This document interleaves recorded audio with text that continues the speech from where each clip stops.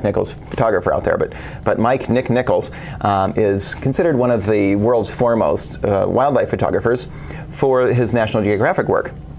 And he has collections of amazing photography from all over the world. And National Geographic commissioned him to take the world's first, and if not only complete, photo of a giant redwood. So imagine stepping back to get the whole shot in and taking a picture of a 300-foot tall tree. That's a little bit of a challenge. So could you just move that way a little bit? I'm going to let Hans pan this a little bit here. Now, what's interesting in this photo is that, and you can't really see it until you get close up, is there are people in this tree. There are 5 Waldos in this game. They're not all wearing bright colors, but so they spent a year in planning this one photograph. And they took 3 weeks of rigging up the gear and figuring out how to do this. Well, a year figuring it out and 3 weeks of doing it. So they put 3 cameras on a mechanized dolly, a gyroscope, the whole bit.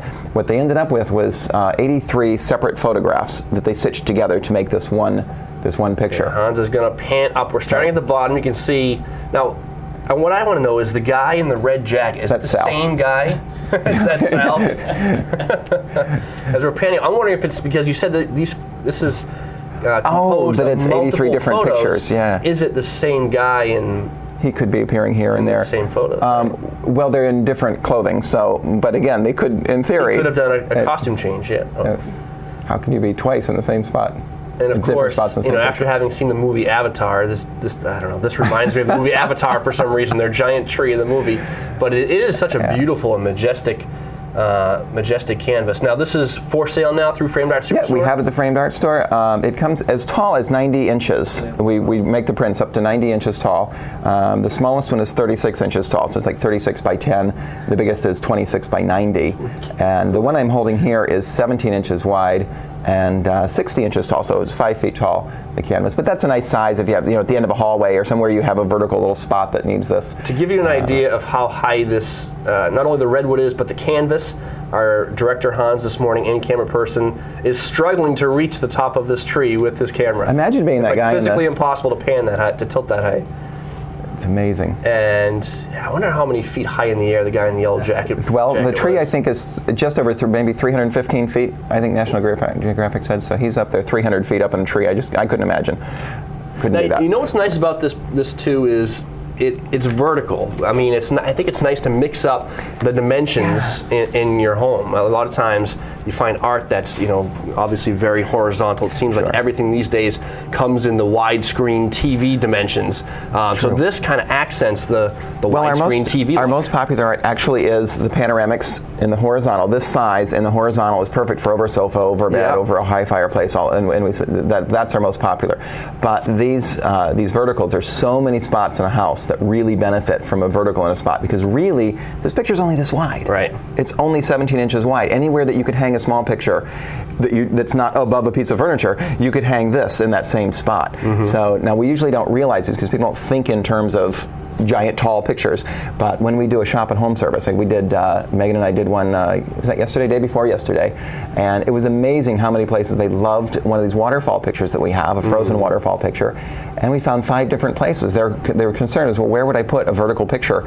I said, well, there. Right. But when you have it at home, in your house, to see it, it looks great everywhere. So that's what our shop at home service is about. So we load up the van, we took everything that they could possibly even remotely consider liking, put it in the van, we basically bring their version of our store to their house. Right. And we just run around. They sit on the couch and point and direct, and I hold things up. And I'm much more patient than most people's spouses. So if you're holding, no, to the left, to the right, I'm good at that. Right. So how does someone contact you if they want to do that? They stop by the art store and look around and show us we want to get to know what you like and what you don't like, so that we can put together. And we have there's always stock in my head that we don't have in the store in stock that I can pull together. So by the time we come to your house, we'll bring things you didn't even know we could have had. And that's right, of course, in North Conway Village. Right in North Conway Village at the Framed Art Superstore. And what's nice about shopping there too is that the store itself is almost like a house. So when you go in there, you can see art, sometimes positioned in different places. Yeah, to see it is. What It's it an would old look like. house with a lot of small rooms. So we have what was the dining room of the house is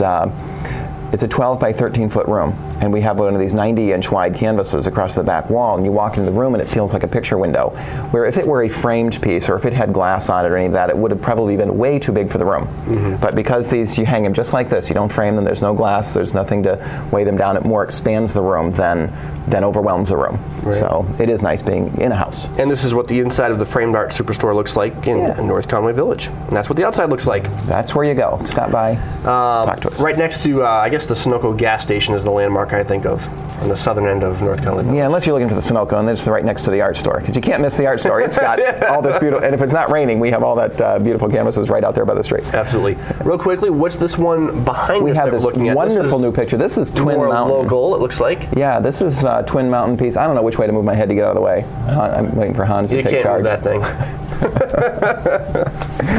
Can you see it? Right? I'm just going to lay down on the couch here. Isn't that beautiful? Look at that, the moody sky, the foliage. There's nothing quite like the snow on the mountain tops and the foliage in the foreground. And yeah, we live in such a great place because it's probably one of the few areas in the world where you can get pictures like this, where you can get flaming orange and red foliage, against with the contrast of the white snow in the background. Well, it's New England. We're used to having multiple seasons at the same time. Yeah, exactly. Like this morning. Yes, but that is absolutely beautiful. So this is a new addition to your collection? It is. Just came in. I think this just came in Friday, so couldn't not bring it in for you. So always something new at the Framed Art. And lots of local stuff, lots of New England scenes too. So yeah, lots of New England souvenir from the area. Yeah, tons of local photography, and sometimes we just get a picture that's just like the redwood. It's too spectacular not to have, and we're all tree huggers here. How can we not love to have? You can, we just couldn't resist. It doesn't have to be local if it's that spectacular. Absolutely. So. Now these look new because I've been following Soyfire candles for a long time. I've bought many a Soyfire candle, but this looks like a new jar, It is, brand new product from Bean Pod. Of course, Bean Pod is the world's best soy candles, and for those of you who've not been paying attention all these years, this is our 7th year. Yeah, we turned 6 years old this month. So we've always had in the traditional jar sense. You get all that nasty black soot on a regular candle, like a brand Y. Those are petroleum. These are soy. So there's no toxins. You don't get the nasty black soot. You're not burning 11 toxins in your home. They last longer, and this costs a few dollars less than the popular brand Y, all while supporting American farmers instead of OPEC. We don't have soy pillar candles. And soy is a soft wax. It's difficult to work with for tapers and soy. So we have vegetable wax. It's a blend, but it's still no petroleum. And when you're working with taper candles, sometimes they're problematic, just the nature of the beast. And sometimes you get a little hole on the side and the wax leaks out, or it tunnels down too much and you got to trim them. There's some maintenance work, and I don't mind that maintenance work and fussing a little bit. But they really need to be in a container in case they have a leak or it makes a mess. So Bean Pod came out with these new pillar jars. That's how they come. This really, really cool lid. Very minimal label. And one of the new things Bean Pod has done this year is all the labels are these little adhesives that just rip right off. Right. There's no glue that's, it's this low-tech adhesive that just comes right off. That's perfect. So when you peel the label off and it's just a decorative jar, the lid actually becomes a little bit of a stand, and those work beautifully. So I think 5 different sizes, about 7 or 8 different colors and scents, all brand new fragrances that we've never had before. And scents, have you gone away from flavors?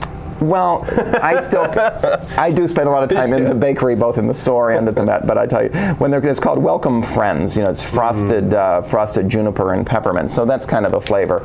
But I'm waiting for them to make a candle that you can actually eat. You probably could eat this. It doesn't have petroleum in it. Let's not go there. You have little kids in the house.